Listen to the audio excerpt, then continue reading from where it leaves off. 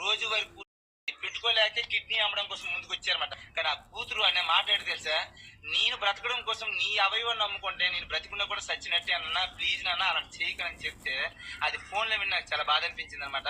ఏం చేయాలో తెలియక ఉన్న ఇళ్ళని తాకట్టు పెట్టుకుని మరీ కన్న కూతురు పెట్టారన్నమాట. ఇప్పుడు వాళ్ళ దగ్గర ఉన్నది పూర్తిగా జీరో, ఏమీ లేదు. అందుకోసమే మన వరకు మెసేజ్ వచ్చింది, దయచేసి మీ వరకు వీడియో చెయ్యన్నా అని అనేసి. ఇప్పటి వరకు మీరు చేసే సాయం ఎంతో మంది పిల్లలు సర్జరీ అయిపోయి హ్యాపీగా ఫీల్ అయ్యే చాలా మంది ఉన్నారు.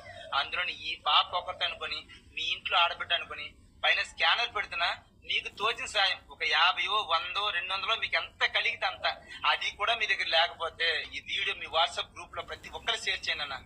తలుచుకుంటే అందరి పిల్లల్లాగా ఈ పాప కూడా హ్యాపీగా ఫీల్ అవుతుంది అనేసి.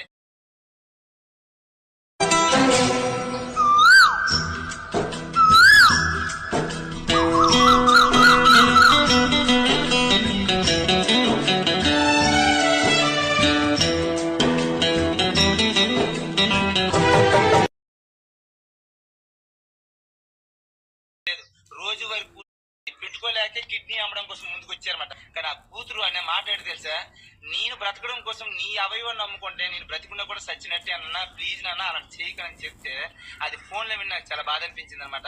ఏం చేయాలో తెలియక ఉన్న ఇళ్ళని తాకట్టు పెట్టుకుని మరీ కన్న కూతురు పెట్టారన్నమాట. ఇప్పుడు వాళ్ళ దగ్గర ఉన్నది పూర్తిగా జీరో, ఏమీ లేదు. అందుకోసమే మన వరకు మెసేజ్ వచ్చింది, దయచేసి మీ వరకు వీడియో చెయ్యన్నా అని అనేసి. ఇప్పటి వరకు మీరు చేసే సాయం ఎంతో మంది పిల్లలు సర్జరీ అయిపోయి హ్యాపీగా ఫీల్ అయ్యే చాలా మంది ఉన్నారు.